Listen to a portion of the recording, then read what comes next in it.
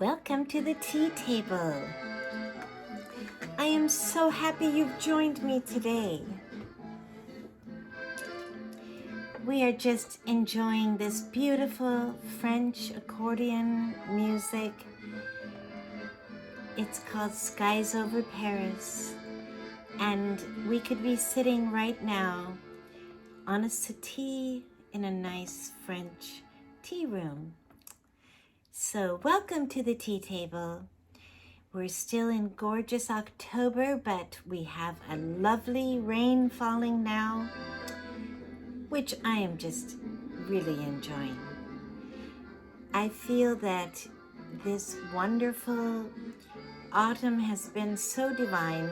We've had the sunny Indian summer days, and now we are proceeding to transition, getting a little chillier, and we desperately need the rain here. I'll tell you why. We've had smoky skies, and they say the rain will change that. Well, if you haven't gotten your tea yet, please pause the video, get your tea, and I'll be waiting for you. Well, yes. And if you haven't subscribed to my channel yet, please go to the YouTube channel, Susan Shoemaker Tea Talks, and you can push the subscribe button and the notification bell and the like button. And if you would like to share with a friend, that would be great. Push the share button. And then you'll be notified of future tea talks.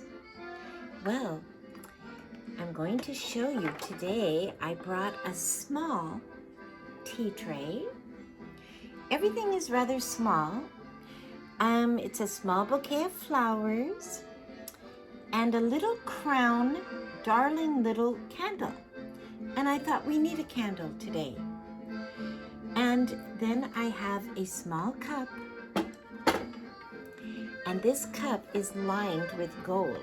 It is a kind of a, I don't know what you would call it, almost a clay, a maroon, pinkish, dark clay with gold lining. And I just felt it looks like October. And I chose one of my favorite little pots.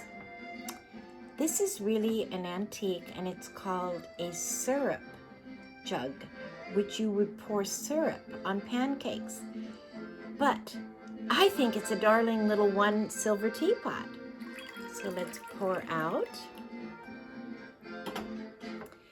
And this little silver pot, and here's my little creamer. I just got a small, just kind of mixed and matched today with what I felt, my mood felt like. Oh my goodness, that's so delicious. Well, I'm going to put my teacup down for a minute because I want to show you. I brought you something very special. This is a acorn, a coppery gold acorn candle. And you open the lid. Oh my goodness, it smells so good. And I've been saving this to light for the tea table. And I brought my matches. And I am going to light this.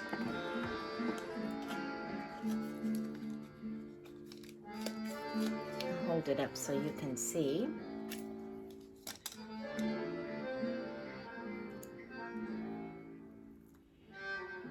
And I was so curious of the smell. What is it going to smell like? This is a really nice candle.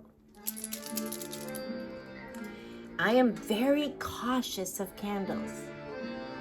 It's kind of a balsam, pine fir balsam smell. I'm going to put this, I hope you can see it. I think you can see it almost. And I brought along, well, what I might do is change out the pears. I wanted to show you I brought these beautiful pears. These are kind of a French special pear, and I haven't tasted them yet.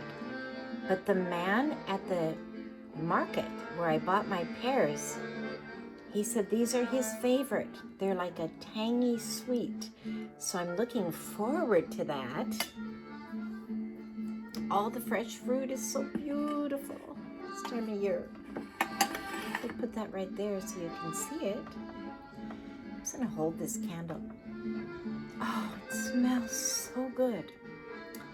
But I want to tell you why and warn you also to always be careful of candles, because it's easy to forget. They're so quiet and we love them and they make us feel so happy. Let's move up the pears, and I'm going to put it in here so we can keep it burning for the tea table. There, that's nice. Maybe pear can go here and here. These pears are very, very special. I can tell. They're a deep maroon color. They're not a purple like a eggplant. They're like the color of my hat, my settee, and my scarf. If you can see, I'm kind of in the maroon tones, and I just had to add these colorful autumn necklaces. They weren't really totally necessary, but they're kind of fun. I just love this one. Every one of them looks like a different color leaf. If you can see, it's, I don't know if you can see in the light, it's red and orange and gold. And, you know, I just like dressing with the season, and it makes me feel like I'm really embracing the season and enjoying it. And so this is kind of just a wonderful coppery color. And there's just all of the autumn tones. I just love them. I feel we are so blessed to have so much variety. I always thought the Coeur d'Avon penny loafers, I used to wear them and have a copper penny in them. And I had a forest green suede jacket. This is in college days. And a navy skirt. And my old leather book bag. I had an authentic vintage book bag. And I felt so back to school autumn. I love that outfit. And you know, those penny loafers were so comfortable in those days. Nobody wore tennis shoes. You would just wear a good Oxford for walking. And I remember when I went to Europe on my European trip, that is what I took with me. Those are the shoes I wore, those penny loafers. And I was walking miles and miles over cobblestones, and, you know, they were very safe and very good and very comfortable. So, and of course they were real leather, and that is a real blessing, you know, when you have that. They breathe with you and move with you. And speaking of leather, I brought something special. Now, first I want to tell you about this bouquet. This was sent to me by my children last week. Several of them went together and sent me this in a get well balloon. And I was so touched because my husband and I had a terrible flu. And then they sent him a Starbucks card. And so I thought that beautiful bouquet is going on the tea table. And here it came in a nice little amber jar. And I thought it just kind of sits so nice on this little silver tray with all of my things. And I was going to tell you this silver pot that it was called in the day Egyptian Revival. And it's because they were doing archaeological digs, turn of the century and into this early 20th century. And they were finding all these artifacts. So they were designing buildings. You'll see a lot of pyramid type buildings. That's Egyptian revival architecture. Well, this, you can't really see it, but on top is like an Egyptian, kind of like a lion. And then there are hieroglyphics printed. It's a very old vintage. I think I like this better than almost any teapot I have. I love this little teapot. And I thought this is just perfect for a little French autumn tea because, you know, those great archaeologists, we look back at the greatness of them, but to find all that they found, you go visit a desert. It's so hot. And how they would be in that heat and having to have a makeshift house and then not knowing the language and have the guides help them. They were so determined. And I've seen archaeological digs and they are patient people. They'll sometimes go with a little spoon and like a flour sifter to make sure they don't miss anything. Yeah. So that's kind of what that is. But I do love leather, and I have something special. It is a leather purse that I love. I think it's my favorite purse for autumn, and I've been saving it for the tea talk, and it matches this scarf. Now, it's kind of hard to see, but it's almost like this scarf, it's like a tapestry. And that's what I thought about France and Italy and the beautiful tapestries that these countries produced. And it was needlework. There were no machines. It was hand done. Well, this, they call a purse that has a clasp like this, they call it a kiss. Isn't that sweet? They call it a kiss. And this purse has a strap. You can carry it on your shoulder. And if you want, this is quite clever, you can actually fold it, and it has magnets, and make it smaller and carry it like this. And it magnetizes to itself. And it doesn't snap, it magnetizes. Isn't that interesting? It's a very, very creative purse. And I like it because it smells like leather. Oh, I love that smell. And I've got my tea, my wonderful black tea. I've got my wonderful candles. And I have these pears. Now I have for my little tea children, old-fashioned American autumn chocolate chip M&M cookies. I thought that's perfect. You children can have as many as you want because you run them off. You run and play, and that's so nice. We adults can barely have one, maybe a half and a tea, but they're so good. I can smell them. You know, it's really interesting. Those cookies are such a strong smell with the candle. I feel wonderful.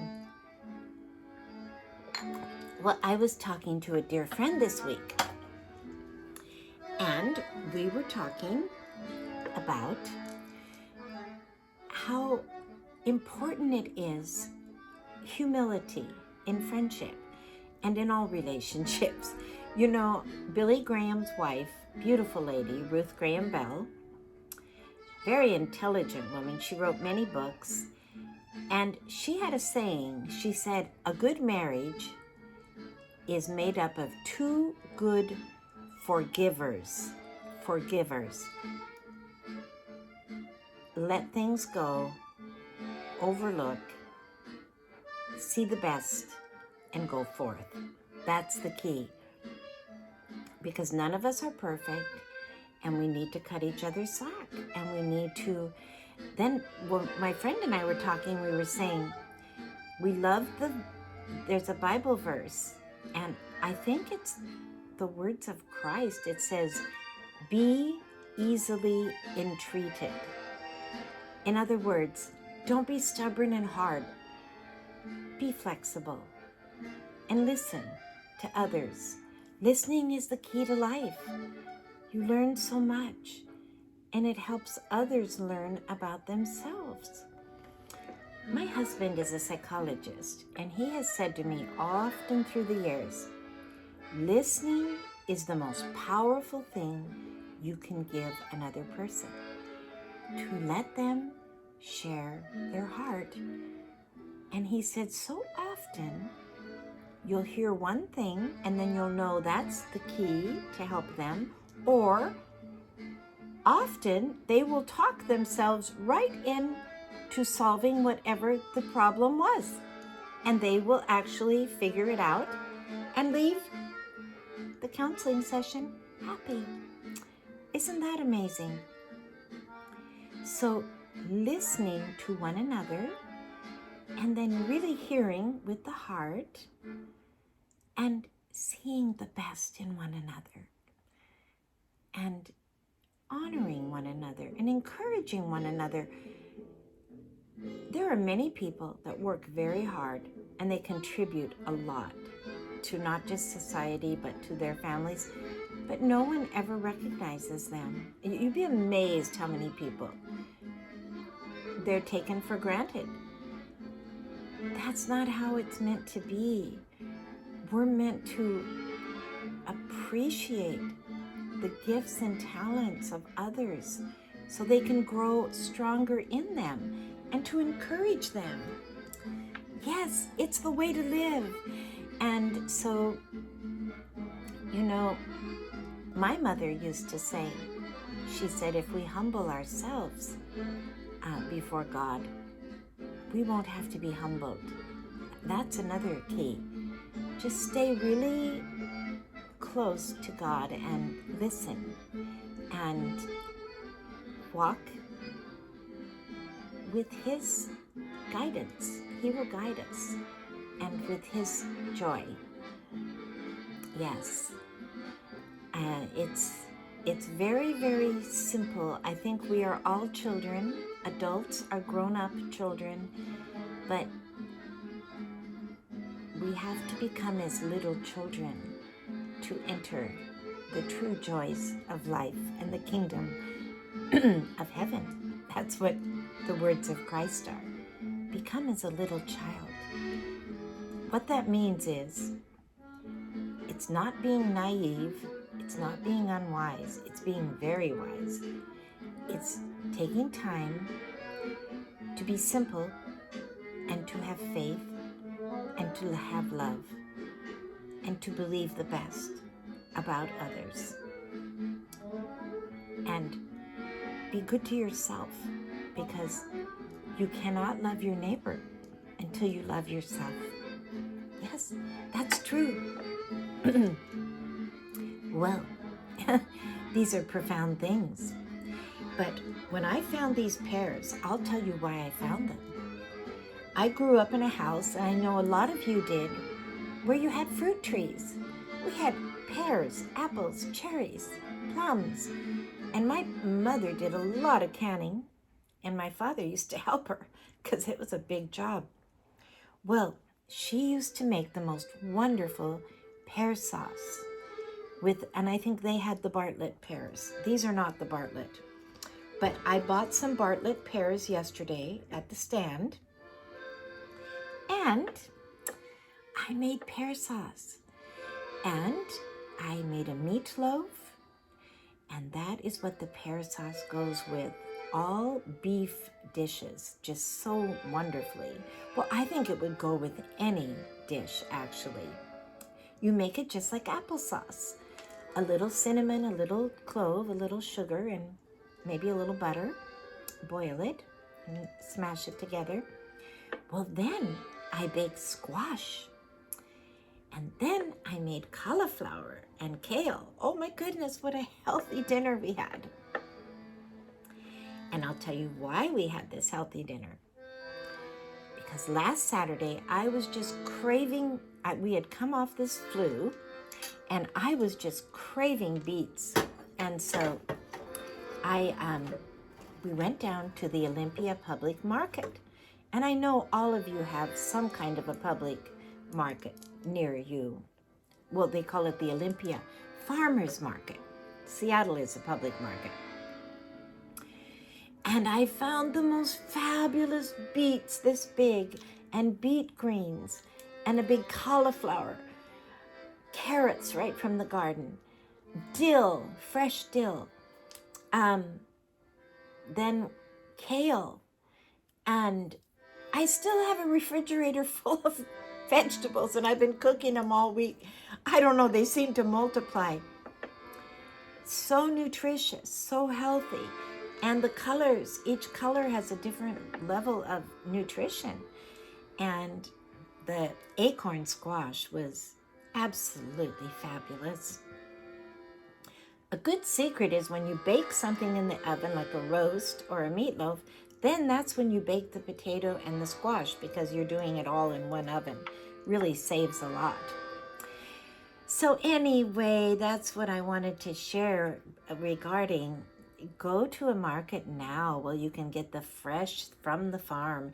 Now, many of you probably have your own gardens, and that is the best. I mean, that is over the top. My son-in-law has a little garden, and they live in the Midwest. Well, my daughter sent me a picture, and he's pushing a wheelbarrow. He just has a small garden plot. A wheelbarrow full of kale. It exploded. It multiplied. They have so much kale. They don't know what to do with it all. I guess they use it for those green drinks they have in the morning, the health drink, and then they freeze it, and you can use it for a lot of things. Well, isn't that music gorgeous? Isn't the French accordion? Oh, I love that. I love accordion, Italian accordion too, and German accordion. The Europeans, the accordion was a very important instrument 100 years ago. Well, it still is in folk festivals, but you can carry it anywhere. And it adds such a dimension. Accordion, and the gypsies use it, and the violin, and the mandolin, and oh, I love it. I love acoustic folk instruments. They're fabulous.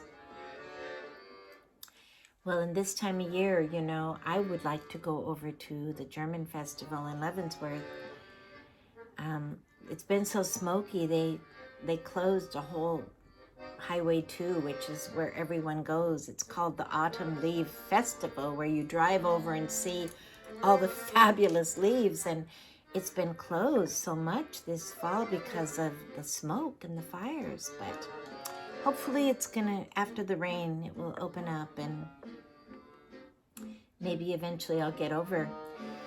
We love to go to the Eastern Washington because that's where all the apples grow and the peaches grow, and it's different.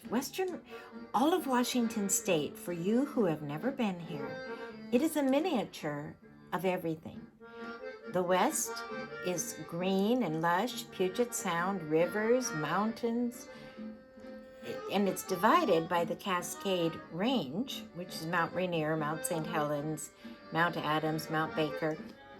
And you go over that Cascade Range, and immediately everything is different. It's flat, it's farms, it's even kind of deserty. There is the Columbia River coming and the lakes over there, so it's not totally dry, but they have a much colder winter, lots of snow, and a much hotter summer.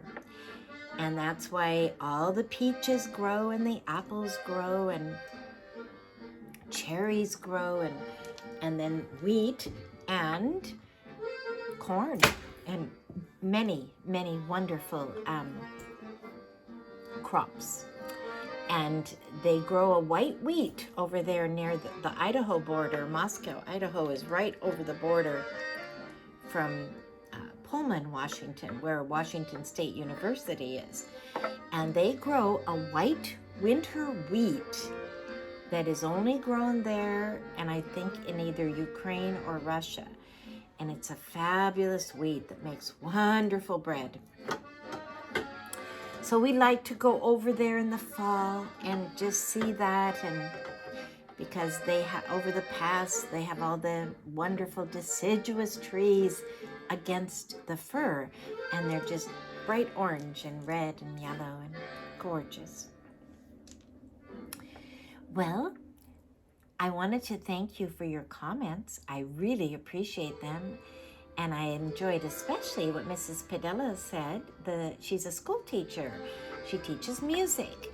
And she talked about the little children using handkerchiefs to be like autumn leaves. Wasn't that sweet? And I think a music teacher of children has to be one of the greatest people in the whole world, doing one of the most important jobs. But everyone that is doing a good, hard job, it should be appreciated, and we need to recognize them. And especially when there's so many that aren't working, that when I see young people working, I go out of my way to give them a compliment and tell them I appreciate the good job they're doing. And so many of them look so surprised, like no one said it before, but really, we need to encourage one another and appreciate all of the contributions to society. Well, I hope that you are having a good week and a good weekend coming now. We're still in October, and I got some very special news today. We have a new grandchild, and we are just thrilled, a little baby girl. So we are really happy and thankful and grateful. Oh, it's such a big thing, and all the details are, it just all worked out. I'm so happy for this new little one, and so grateful to God and for the many friends on the Tea Talk that prayed. Thank you. We are grateful. Well, isn't that music just gorgeous? Oh, I love it. I love it. Well, I hope you have a good week. Please have a good cup of tea, and we're going to be building fires now. And have a candle, and have a friend in. I can't believe that we're going to be looking on to November within, is it 10 days? My goodness, time is flying. Enjoy every inch and every day of the autumn. And truly, I need to take my teacup one more time. Have tea with someone that you really love. And then invite someone that you would like to get to know better to your tea party. Reach out. I think it's so important for us after this whole COVID lockdown. I'm serious. I think we need to reach out, and we need to do new things and make new friends, and don't be stuck in ruts, because life is there and each person has so much to contribute. I want to just show you my tray again. It's just so pretty, and I love the flowers, and I love the little candle. And one reason I wanted to do the improvised tray is that you don't have to have a matching tea set. Just put it together, whatever you like, whatever you have. Be creative. The sky's the limit. You might invent something. Okay, thanks again. And God bless. And I will look forward to seeing you next time.